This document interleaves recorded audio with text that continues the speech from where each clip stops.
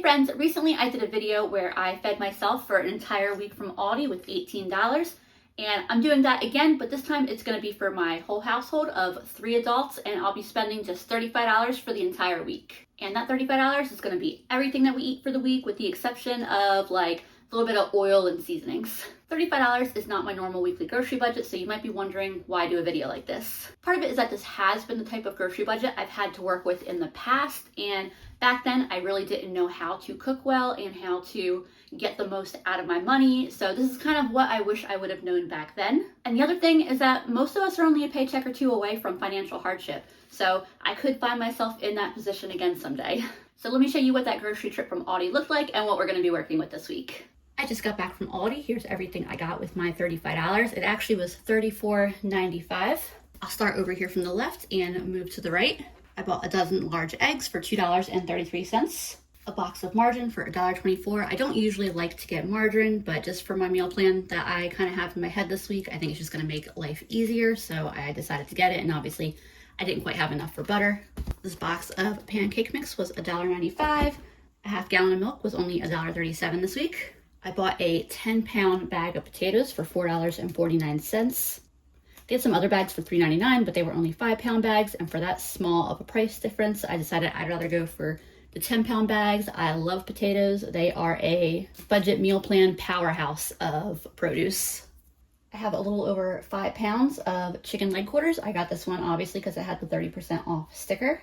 I knew going into this Aldi trip that I was either going to get leg quarters or drumsticks. The leg quarters were $1.19 a pound and the drumsticks were $1.09 a pound. I had tentatively budgeted myself about $5 for chicken, so I figured I would buy whatever best fit, like whatever I could get the most for about that price range. Had the leg quarters not been marked down, I probably would have went with the drumsticks, just because most of the packages of leg quarters were in the $6 to $7 range, whereas there were a whole bunch of packages of drumsticks that were right near the $5 mark, and you're getting slightly more meat per dollar with the drumsticks, but at 30% off, these were definitely the way to go. And if you're not good off the top of your head with percentages, I knew exactly how much I was going to be paying for these. They're 30% off, which means they cost 70% of this price. So I just opened my calculator real quick. $6.20 times 0.7 gave me $4.34. So I knew exactly how much these were going to cost and how much I was going to have left to spend.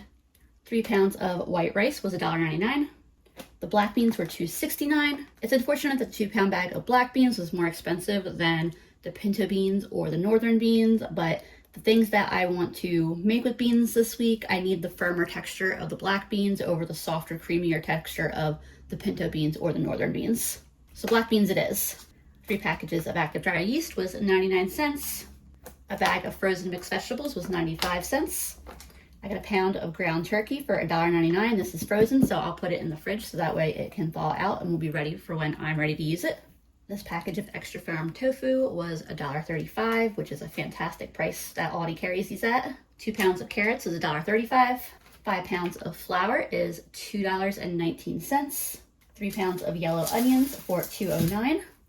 And then the tomatoes and the bananas were the 2 things that I had to weigh. When I went to Aldi, I had the tentative prices of what things were going to cost, and the tomatoes weren't originally on my list. When I added everything up, I had a little over $1 left, and that was why I decided to get the tomatoes. There was a moment where I thought about getting a box of pudding mix for $1 since I had the milk, but honestly, I have the extra money. I want produce. But so for the bananas, I only got 72 cents worth. They were 53 cents a pound. They all were looking kind of spotted and bruised, even though they also look kind of green at the same time. So I just got 3 of them. If they had looked fresher, I probably would have gotten more. And then so I just took what I had left, which I was estimating to be about $1.40, $1.45, and I got 1.62 pounds of Aroma tomatoes at 89 cents a pound. It came to $1.43.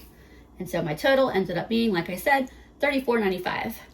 I was looking back on my original Eating for $10 at Aldi video that I did in 2021 and marveling at just how much I was able to get for only $10 back then. But in $2025, I'm pretty happy with this assortment of ingredients for $35.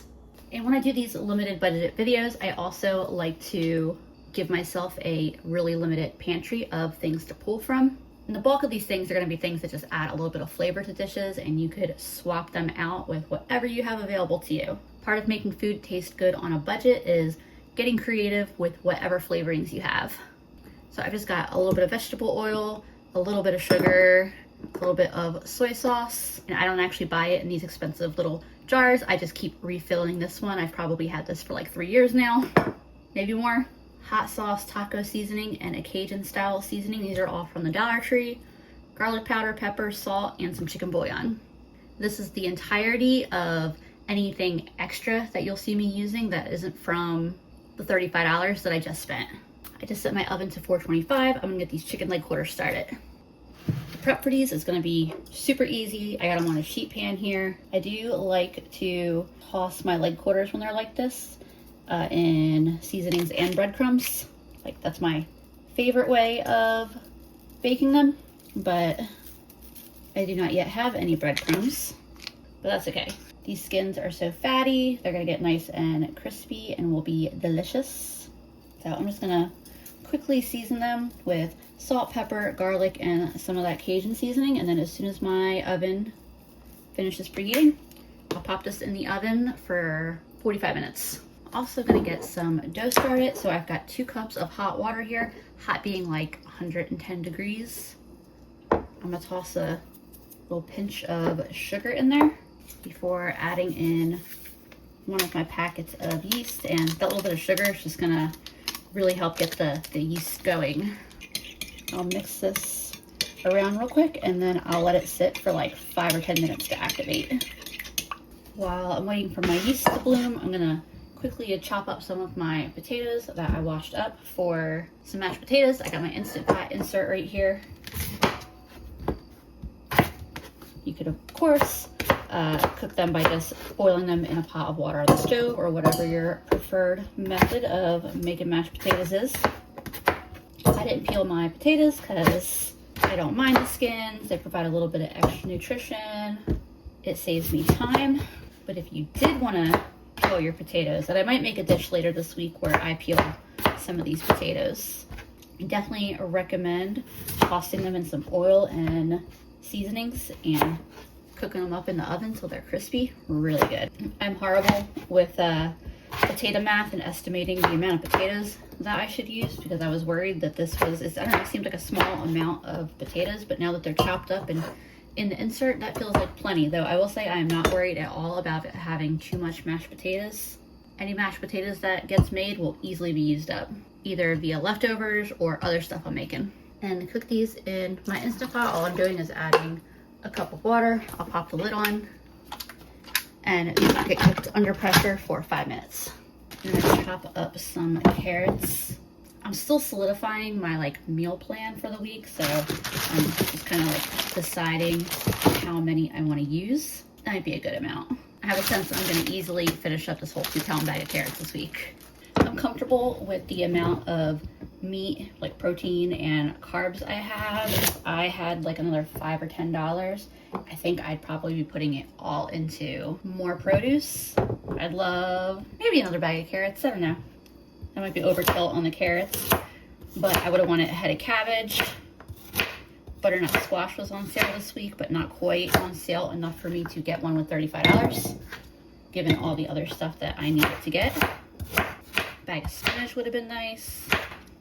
Some zucchini would be great before it's so far out of season that it's all kind of not worth getting. Some peppers, maybe some more frozen bags of veggies. Yeah, if I had more budget, we'd be getting more produce. I won't start these until my chicken has less than 10 minutes left, but I'm just going to put a little bit of water in here, like that much. Basically enough that I just want to be able to make some steam happen. And I'll put a plate on top of it, and I'll put this in the microwave for 6 or 7 minutes. And all these tops I took off my carrots, I'm going to save these as well. My yeast has been foaming and bubbling. So a 5-pound bag of flour has roughly 18 cups of flour. I'll be using probably 4.5 to 5 in this. I'll add about 3 cups of flour just to start.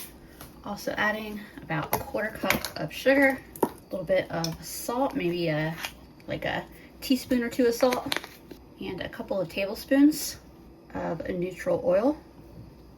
And I'll quickly stir that all together to start my dough. You could also do this much more easily in a stand mixer.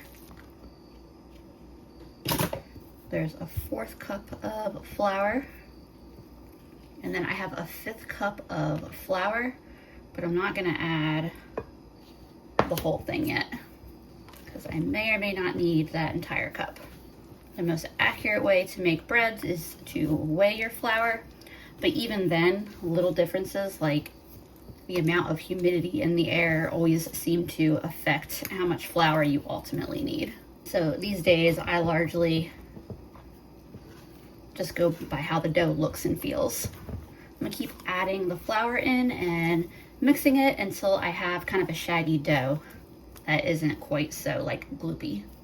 I'm starting to have what could be considered a dough here. So I'm gonna switch to my mat here to knead it. Still gonna need a good bit more flour.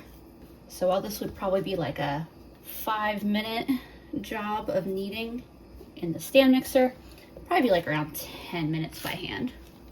I poured it out while it was still a little on the sticky side, but it's gonna take no time at all for me to have enough flour added to it here that it's gonna be easy to knead and it won't be all sticky like this. Just gonna keep adding a little bit of flour as needed.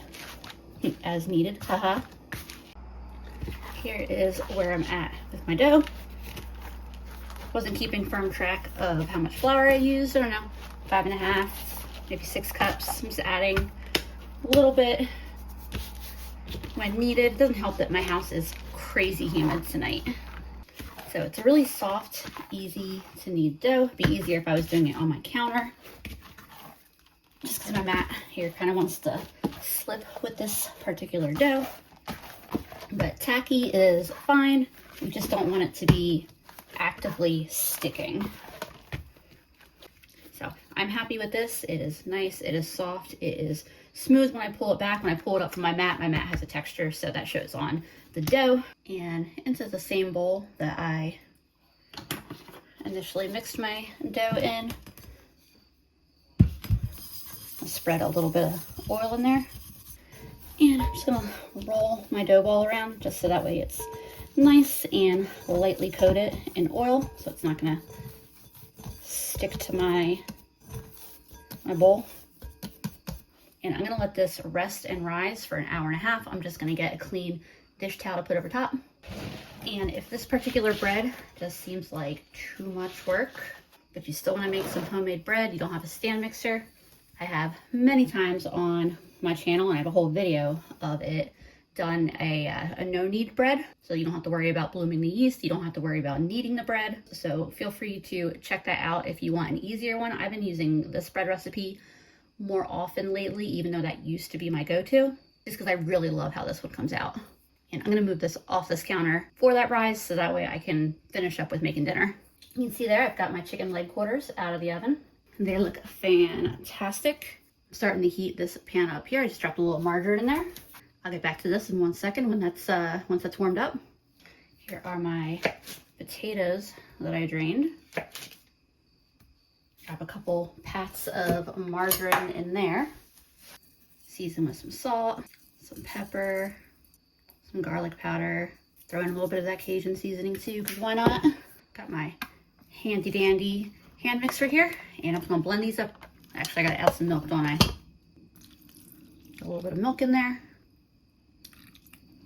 And now I'll mix these up with my handy dandy hand mixer. Those are all blended up. I'm happy with the like texture and consistency of them. I can taste them and adjust the seasonings if I need to, but otherwise these are done. And I am happy with those. So I'm gonna set these to the side. My pan is heated up, so I'm also gonna add about a tablespoon of flour. And I'm gonna mix those together so that way that flour can cook. Add just a little sliver of margarine to that to maybe thin this out just a little bit, but it'll cook either way. Roux with margarine is gonna be a little bit different than making a roux with butter. You do still smell the flour getting toasty though. All right, so this has been cooking for a couple minutes. I'm adding about a cup of water to it. A whisk is really the tool for this right here, but we'll make it work. Also adding a little bit of that chicken bouillon I have, a little pepper. Let this get hot. I've also retrieved my carrots from the microwave. I just drained the water off of them. I'll put a little bit of this margarine in there, a little bit of salt, a little bit of pepper, and I'll just let that margarine melt in there, give it a stir, and that's all it is for the carrots. So I've got this bubbling, and I've got what is really kind of a bland, boring, not very exciting gravy. But over here, I have all of these juices from the chicken, as well as like bits of fat and just stuff that rendered out of it. I'll put a couple spoonfuls of that in there, especially because some of these kind of bits from the pan. And we'll see how that does. And I'm just gonna let this gravy cook for like a minute or two as it comes up to a boil. Everything is pretty much ready to eat here. So as that gravy finishes up, I'm just gonna separate the pieces of chicken. I just took a taste of that gravy. It tastes great. I'm gonna start building a plate and show you what our dinners will look like tonight. And then this is what our dishes for dinner are gonna look like. We each have a drumstick for dinner, and I'll use what's left to make us lunches, as well as set aside some of the chicken for another meal this week. That is good. And each of us has a lunch that looks like this. Full disclosure, I do feel like my serving of carrots is on the skimpy side. I'm gonna try to make sure I can make enough so that way the lunch servings are a little more robust, although I don't think this is bad, but definitely was pushing the line. And then this is all those pan drippings. I wanted to save those. You can see it's already separating, so I'll have fat on the top and some really, really good flavor on the bottom. I'm saving all of the bones, as well as that is the chicken that we have left that is ideally gonna go into 2 more meals. I have a bread loaf pan here. I love this thing. I got it for free in my local Buy Nothing group. Now I'm on the lookout for a second one of these so I can get rid of my regular metal bread pans. And then I also have my flat cast iron here. I put a little bit of oil in both of those. I'm gonna grab my bowl of bread though. It's peeking up over the top here. So it's definitely plenty risen. I'll punch it down.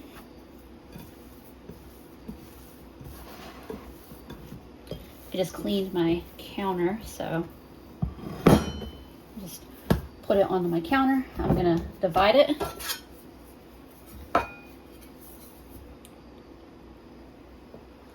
Smells good. And so one of these,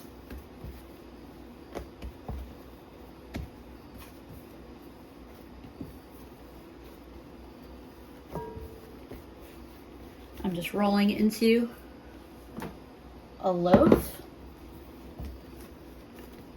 to go into my loaf pan. And then the other one here, I'm attempting to divide into 6 equal, or more or less equal pieces. And I'm gonna roll each of them into a round little dough ball. And I'm sticking that on my cast iron pan. I'll show you what that looks like in just a sec. There's my 6 round dough balls and my loaf here, and I'm gonna cover these back up just with that same clean towel I used for them to rise. And I'm gonna let these, their second rise is gonna take like 45 minutes to an hour. All right, these should have probably had a long enough second rise. You can see how that really filled out that bread pan, that loaf pan, compared to how full it was earlier. I was going to make, so I'm making breakfast muffins for at least for the next couple days breakfast. I was gonna do that tonight as well, but I'm getting tired, so, and it's not gonna take very long to make them, so I think I've decided I'm just gonna do that when I wake up in the morning. I'll wake up a little early to do that. But so this should take 30 to 35 minutes, and those I'm guessing will take more like 20 to 25. So I'm gonna put these in the oven. I'm gonna set the shorter timer for those, and then I'll just leave my loaf in longer. Here's those buns I made. They're a little pale on top. That's just because I didn't put any kind of egg wash or butter or anything like that on top of them. I'm not gonna worry about that for now, but they smell really good. Loaf is out now as well.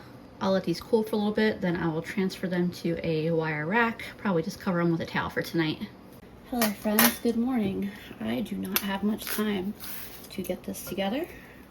I swear I should not push things off till the mornings, but I said I was making breakfast muffins. I'm gonna get these together really quick. I've got my oven preheating to 350. Got 2 of my 3 bananas. I'm gonna quickly mash them up. Got 1 of my eggs.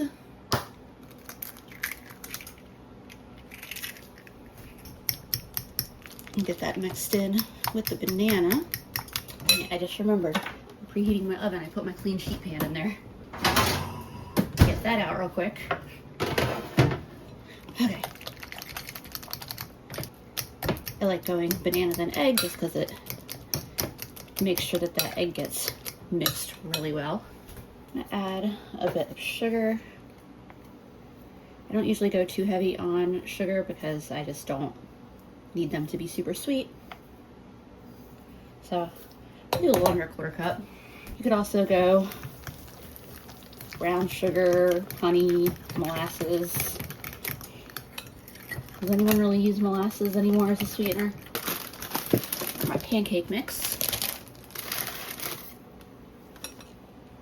I'm gonna add 2 cups of my pancake mix and a cup of milk. I'll mix that all together real quick. This would also be the time to add in like cinnamon or chocolate chips or nuts or anything else that you want in these. I've got a cupcake tin here. I'm gonna grease it real quick and fill it. Those are full, a little sloppy because I'm rushing. I'm gonna bake these for 25 minutes, which is about when I gotta be leaving the house. There are my finished banana pancake muffins. It's a little tricky to get out just because it's really hot, but overall came out no problem. They got a hot potato here, nice and soft and fluffy on the inside. There's some gooey bits, but that is just some banana that's not uncooked pancake mix. This is absolutely delicious. Actually, I think it'd be fine with a lot less sugar than I put in. And if I had either chocolate chips or blueberries, that'd be perfect. I'm gonna get these on a rack real quick to cool and be available for anyone who wants one for breakfast. I'll leave these on the cooling rack for the day, and then this evening I'll put them in a container and put them in the fridge. Hey friends, I'm gonna get some beans started for dinner because I'm gonna do black bean burgers for dinner. I don't think I wanna cook this entire bag of beans. I'm gonna be cooking my beans in a pressure cooker, which is my favorite way of cooking them, and it's also the fastest way of cooking them. If I wasn't pressure cooking them, I would have started them soaking last night, so that way I could have them boiling on my stove. However, if I was doing that, I would probably go ahead and cook the whole bag and freeze a portion of them. Since I'm using the pressure cooker, it's no big deal for me to throw an extra cup of beans in, and less than an hour later, I've got cooked beans. All that to say, I'm trying to decide how much I actually want to cook. Every like 1/2 to 3/4 of a cup of dried beans is about equivalent to a can of beans. And 2 pounds of dried beans is like roughly 4 cups. So I know at a minimum, I'm gonna do 2 cups. So let me at least measure that out.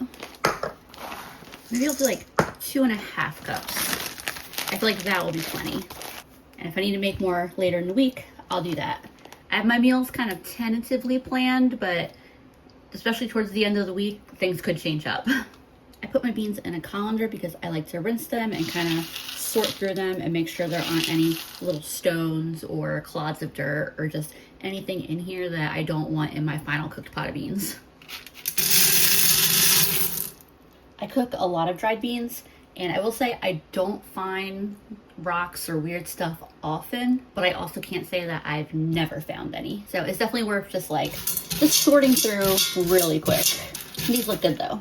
When I cook my beans in the pressure cooker, I do 3 cups of water for every cup of beans. So there's 3 cups, 6 cups, and then 7.5 cups. That last 1.5 cups being for that extra 1/2 cup of beans.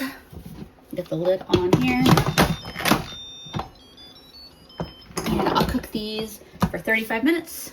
Of course, it'll actually take quite a bit longer than 35 minutes. That much water, it'll take a little bit to come to pressure, but I love that it's completely hands-off cooking. Hey friends, my beans are almost ready to be used. I'm gonna cut up some potatoes real quick. I just gave them a good little washing. I weighed them for funsies, and it is like 40 ounces of potatoes, so hopefully that is plenty enough to make as a side dish tonight.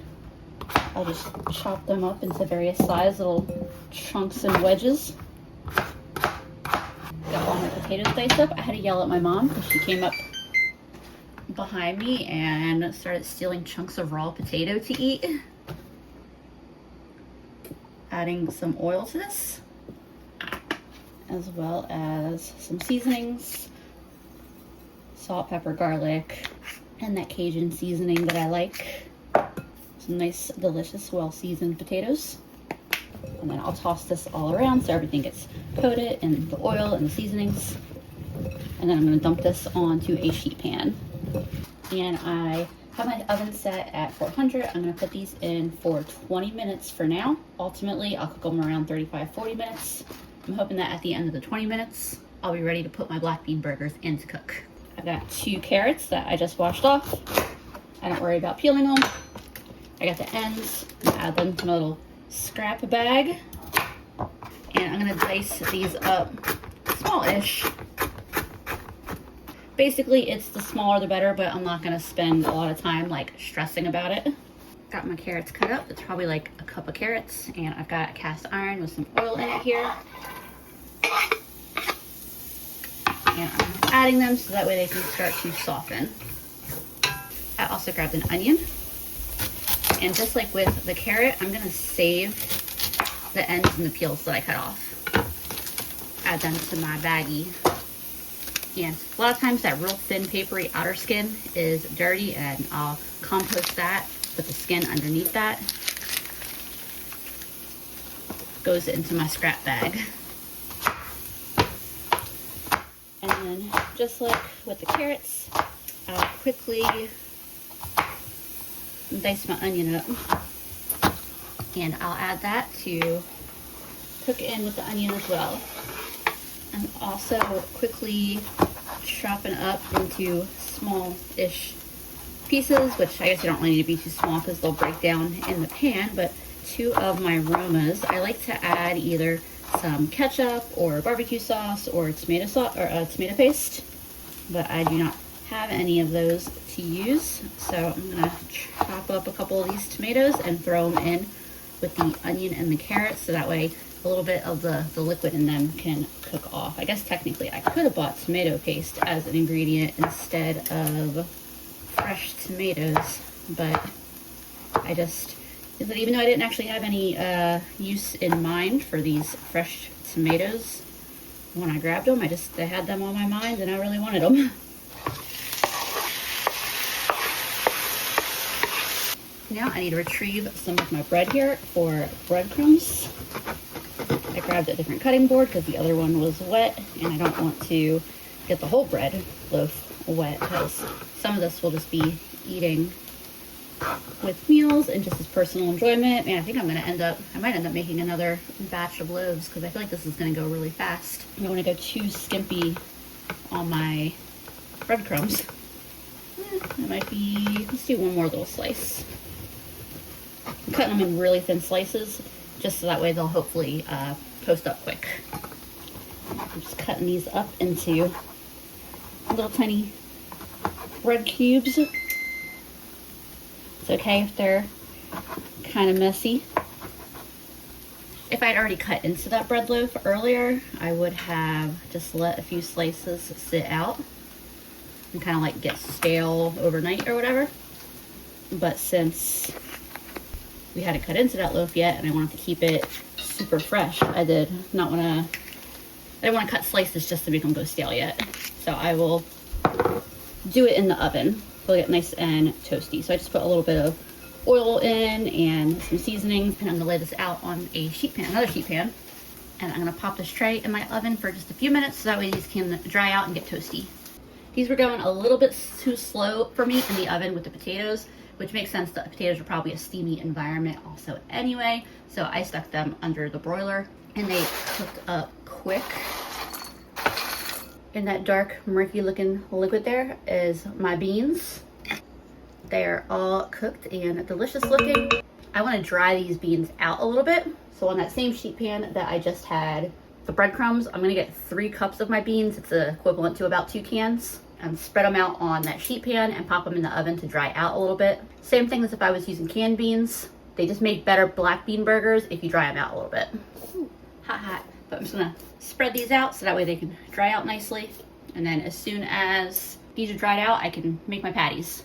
And while those beans dry out, I'm just using my little food masher here to crush up some of these bigger cubes a little bit. I just got a few bigger pieces in here, but overall I've got lots of nice finely crushed breadcrumbs, and my beans are almost ready. So I'm gonna add 2 eggs. Give them kind of a slight whisk real quick, just to break up the yolks and mix it in a little bit. Also adding in my veggie mixture here. My beans are nice and dried out now.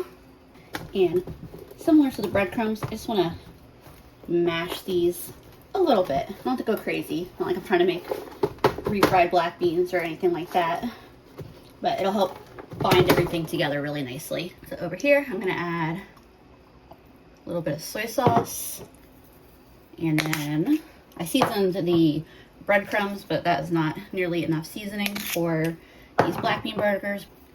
We want them to be nice and flavorful. So season them up however you would like. And then I'm gonna get these black beans added on my beans, and as long as this is not too hot, which it seems like it will be all right, I'm just gonna use my hands to get everything blended and mixed together. That always feels like the easiest way to do this to me. At first, I thought this was gonna be, felt like it was gonna be too dry, but as soon as I started really getting it all mixed in, this is a really great consistency to make patties. So I need to make this into 6 patties. I'll start out just making 6 like big old meatballs essentially. Take some from one, add to another, and then I'll just kind of flatten and form them into patties. I'm gonna put them back on that sheet pan and I'll show you what they look like in just a minute here. Here's my patties. I'm super happy with how they're looking. I'm gonna pop them in the oven. My oven's at 400 right now. I'm gonna cook them for 8 to 10 minutes, flip them, cook them for another 8 to 10 minutes, and then they'll be ready to eat. And I'm gonna clean up this mess real quick. Here's my burgers. They should be like halfway done cooking. Flip them all, put them back in for another 8 to 10. They smell really good. Here are my rolls, or my buns, I guess. So I'll cut them open. And because I feel like being a little bit extra, I'm gonna get a little bit of margarine on the tops and bottoms. And then I'm also gonna get some garlic powder on them, and I'm gonna pop these under the broiler for just a minute. Obviously not on the cutting board. I'm gonna put them directly on the rack. Here's my potatoes, toasted garlic buns, and patties. I'm gonna get this plated up. I'm really excited about this. I sense that the only thing I'm gonna feel like it's missing is some type of sauce. I thought about adding cheese to it. I asked my mom if she wanted cheese on hers, and she was like kind of about cheese on a black bean burger, so I decided to skip it, but it definitely was an option. I'm real happy with this. It's all the way cooked through, tastes delicious, nice and well seasoned, and then seasoned potatoes are always good. Definitely made the right amount of potatoes. That's a good amount for tomorrow's lunches. I'm gonna get these boxed up so that way I can clean up and relax for the rest of the evening. I will say I do wish I had melted some butter on top of these when they came out of the oven initially, so that way they'd stay a little bit softer, but it's fresh bread. They're still very good. Also, I was able to just fit those beans perfectly into a quart jar. I'll put this away into the fridge so that way they're ready for the next meal I make with them. I'm planning to make soup for dinner, and so I'm gonna get started on some chicken broth. I'm making my broth in the Instant Pot, but of course you could also make it by simmering the ingredients on the stovetop. So I've got all of my bones and such from my chicken, and then I've got my little bag of scraps.